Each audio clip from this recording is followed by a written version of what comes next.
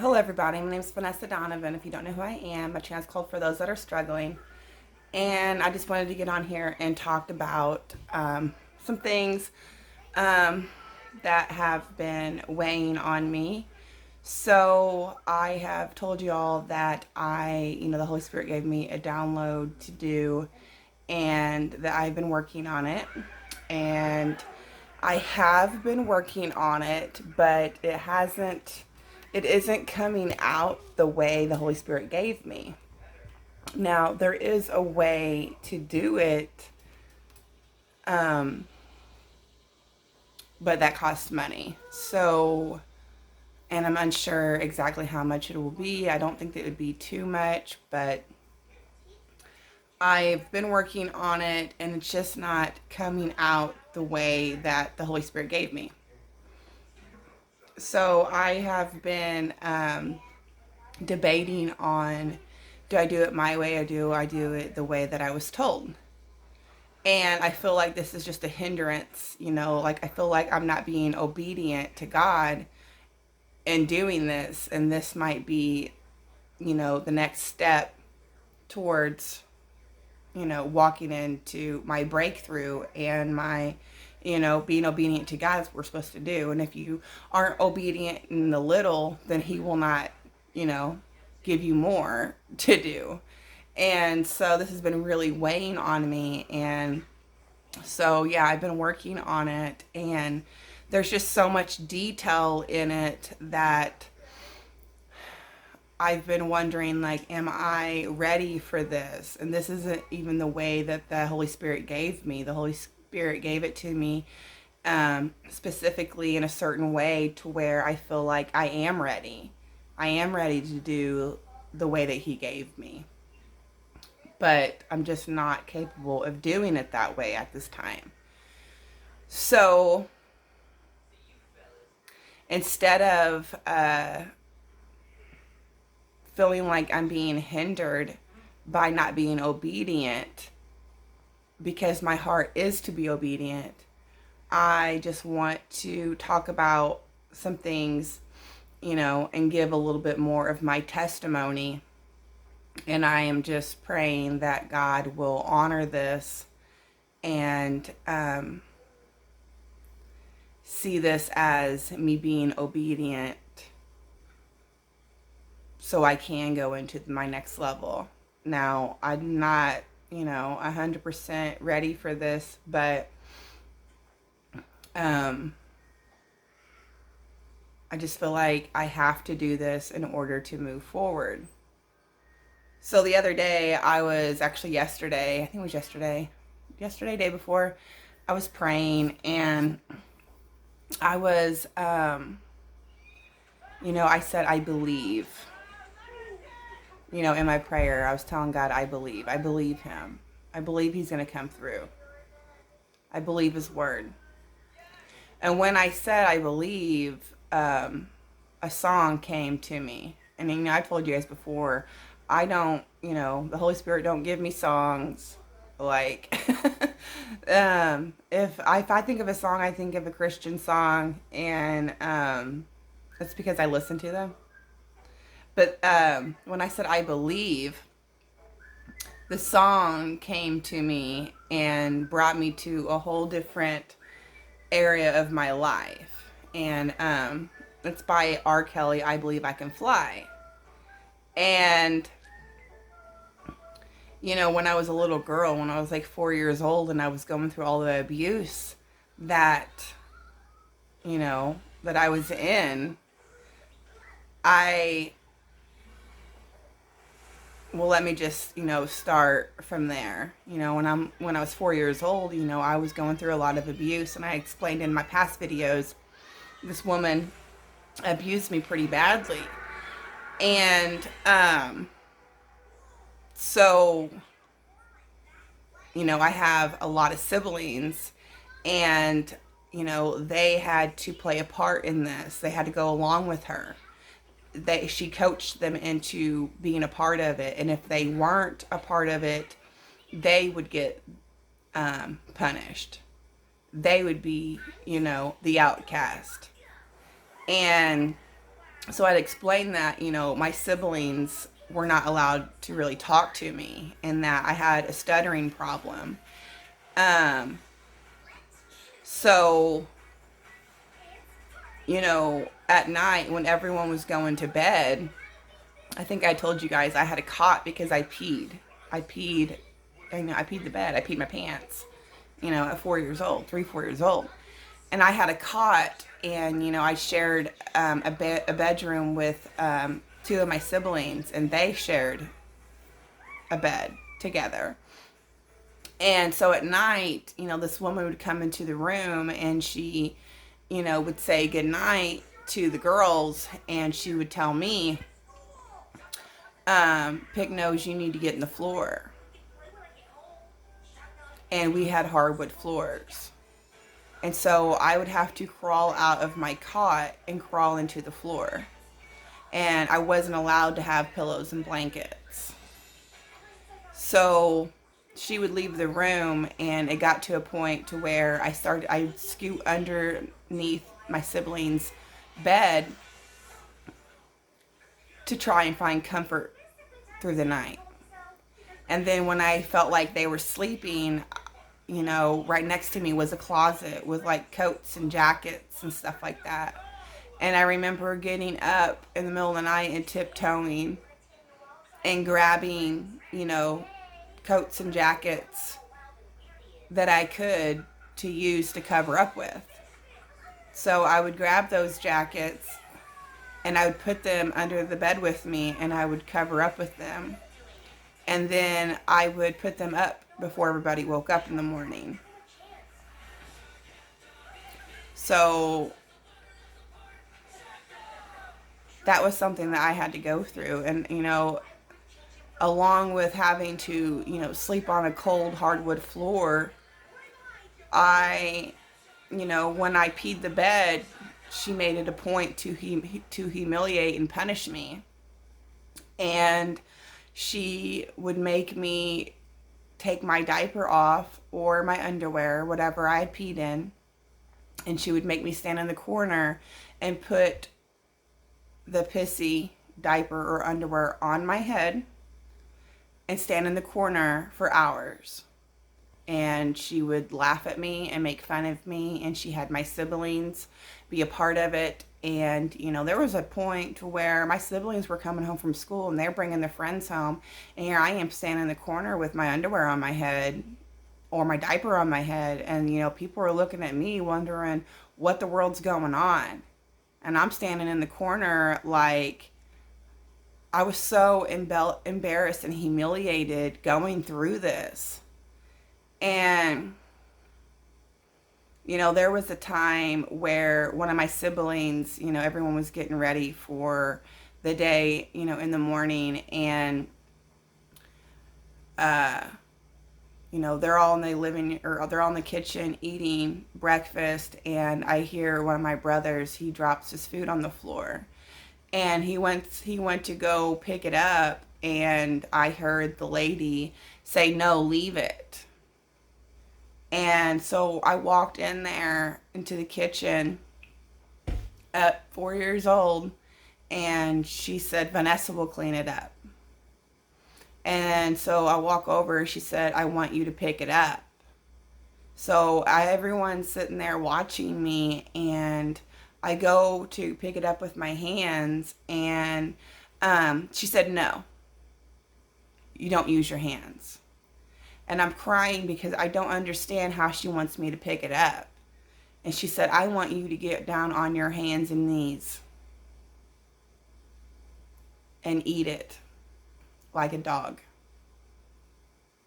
And I was crying profusely. I did not want to do this. I did not want to get on my hands and knees and eat this egg,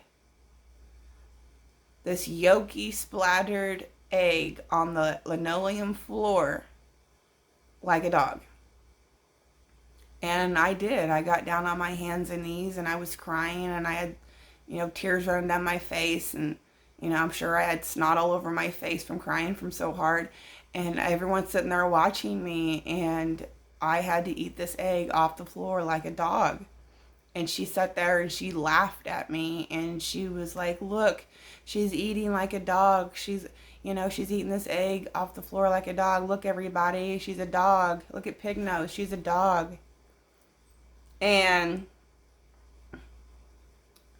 during this time, I was also being molested, and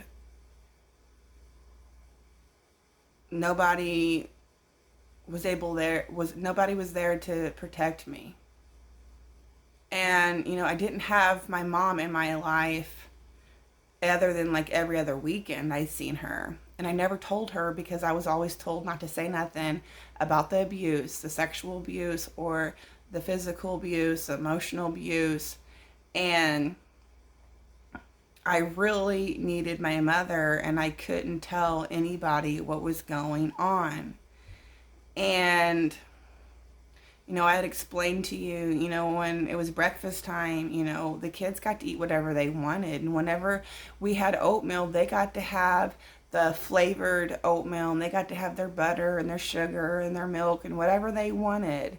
And I didn't get to have that. Mine was plain. And she knew that I hated oatmeal, and she would make me eat it. And I would vomit. I would vomit the oatmeal as soon as it would hit my mouth. And I would vomit in my bowl, and she would make me eat my vomit. She'd make me continually eat my vomit and the oatmeal until it was gone. And I would profusely be vomiting. That's what she made me do. Like, I spent most of my time standing in the corner and being alone when my mom would get me like gifts and stuff like that on the weekends, or maybe for my birthday or whatever it was. I'd come home and she would take the things that she gave me and she'd give them to her kids, or she would throw them away. And that would break my heart. That would destroy my heart.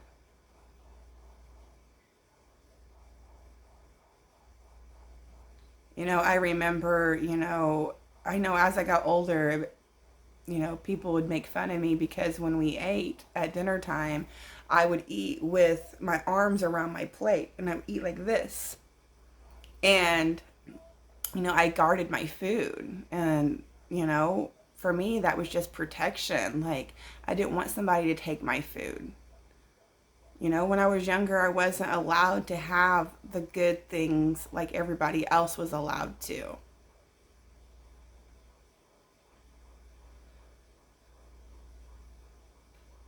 Um, when I was like, well, during this time, 4 years old, I would go outside when I was able to go outside, and I'd be by myself, and all the siblings were playing together. We had like this big yard, and we had trees and stuff, and I would go to the tree, and I would imagine the tree. I would imagine that, that the tree opened up, and I pulled a piece of bark off the tree, and that piece of bark was my key to enter into this tree.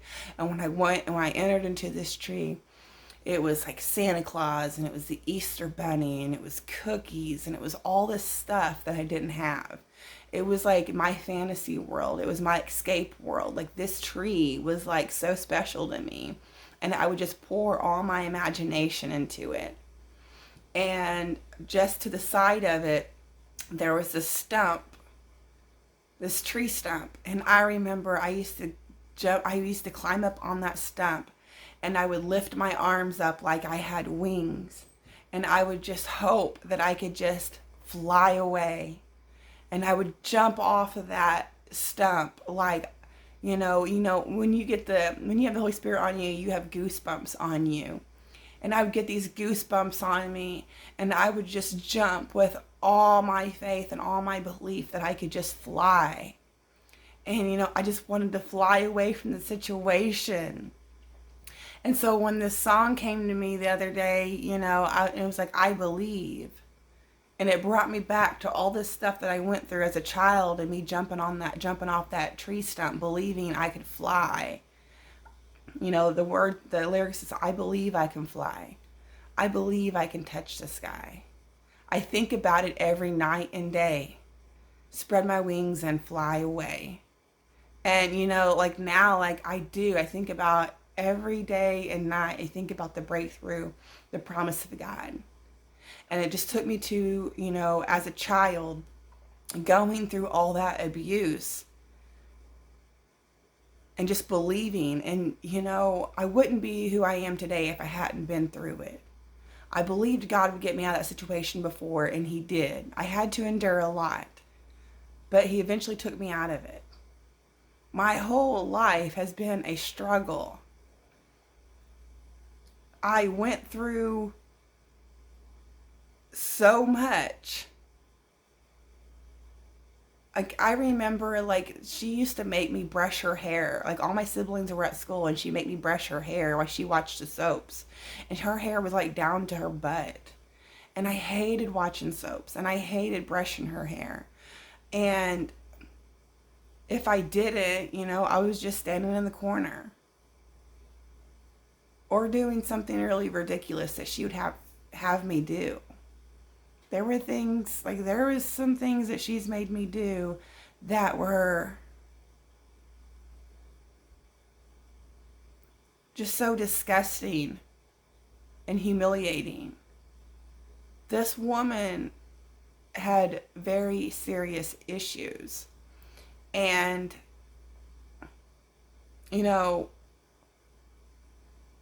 when I was like 5, I'm still wearing diapers.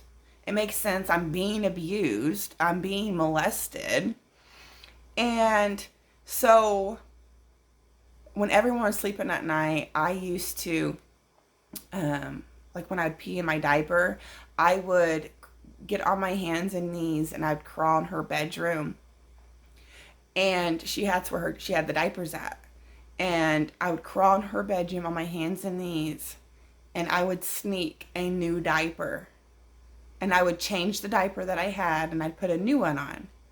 Because I knew if she woke up, I was going to get in trouble. Because every day she's like, I'm going to check. And if you peed in your diaper, you're going to be in trouble. Like, I knew that I was going to be standing in the corner with the diaper on my head. So, or doing something that, that she had decided in her head that I deserved. So I started taking the diapers, the wet pee diapers, and I started throwing them behind one of our dressers to hide them. And she would wake up in the morning and she was like, you did a good job. Like she was really surprised. Like I wasn't peeing. And, I was really scared because I'm like, what's going to happen when she finds these? And one day she did. We were doing a cleaning spree in the bedroom and she pulled out that dresser and she seen a lot of diapers and she was very upset. And thankfully, my dad was home and he didn't know what was going on. He was always at work. He worked midnight shift and then during the day he slept and nobody told him what was going on. We all just kept our mouths shut. We were kids and, I got the blunt of everything, but, they had their fair share of whatever it was. But thankfully, yeah, I had to, walk into the living room, and I'm like, I was so scared to show him all these diapers, and he didn't even care. He told me to just go throw them away. But, I was punished after he had left for doing that.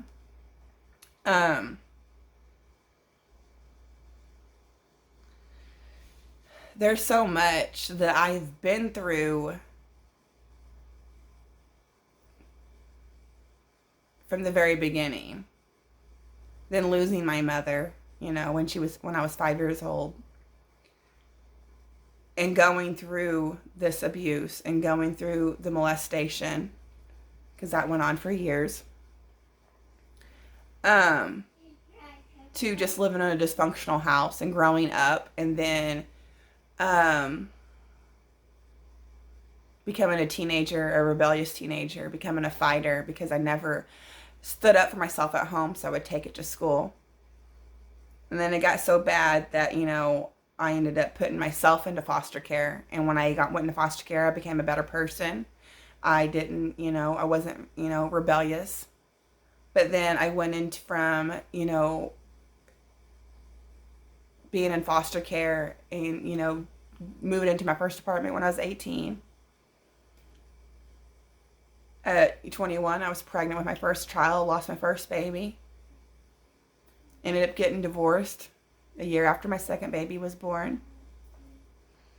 Became an alcoholic. Going from bar to bar, house to house. And, I was in the strip clubs. I was introduced to the strip clubs, and, to me, all this was becoming normal to me. Having different boyfriends, trying to figure out, I was trying to make the right decisions, praying and seeking, but I wasn't like seeking fully. I was just praying to be a better person and asking God to help me. And then, finally coming in 2014 to where I'm at today, this home, and being saved in 2015 after seeking and praying and begging. Then going through this marriage of thinking like, this is where God's put me, and I know he put me here and this is my wilderness season. I didn't realize that. This has been my wilderness season. This is where he has pruned me. This is where he's molded me. This is where I've poured my heart into Christ. But not knowing why my marriage hasn't been working biblically, and not having the fruit of the Spirit.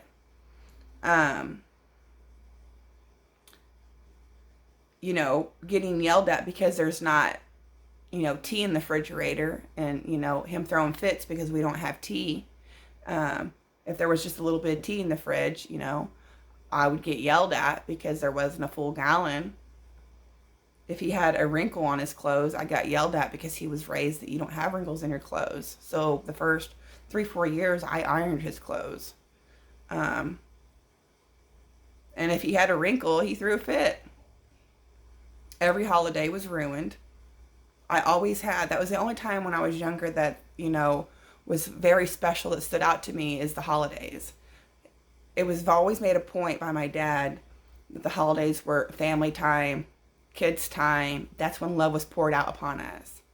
And here, I always had this expectation of coming together like that and being in love and being happy. But every holiday was ruined because he would throw fits and say he don't care about holidays. He hasn't sold his soul. He doesn't live for the world. And, as I'm thinking about all this stuff today and everything that I've been through, because, as of right now, like, we're getting along. I'm just waiting on God to leave, though. And it breaks my heart that this couldn't work. But then I'm remembering everything that I've been through and everything even that he has put me through. And he doesn't even realize what he's put me through. And being in this isolation and, telling him I needed to get out because it's not mentally okay. Like, it's not mentally healthy for me to be in this situation, to be in isolation for such a long time. And he never once cared to get me out. He never once cared to do anything to actually truly show me love and just genuine free love without the long suffering. There was always long suffering. And that's one thing he always said, was love is long suffering. Okay, love is long suffering. Yes, we endure, but there's a difference between having to go through something and being put to be made to go through something. If it comes from God, that's one thing, but we're not supposed to make people suffer. We're supposed to lift their burdens. We're supposed to help one another. And that's not what it was here. I forgive all this. That it's still in me. It still hurts. I do believe everything that I've been through, that there is a huge purpose for me. I don't know what it is. I don't know how it will come about, but I just want to move forward and be obedient with God. I feel like I'm not even fit, because if I can't even do the littlest thing that God's telling me to do, how could I even be able to do something even greater?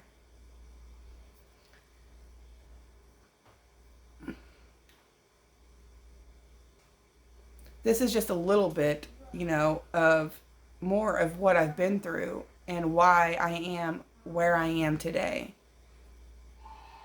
I believe, I believe in God. I believe he's going to get me through this. I believe the doors will open. I'm praying that he will honor this in obedience. You know, there's a lady that I watched, and she was saying how God told her to fast, and she couldn't do the fast the way that he told her to do. So she did it in increments, and he said that was okay.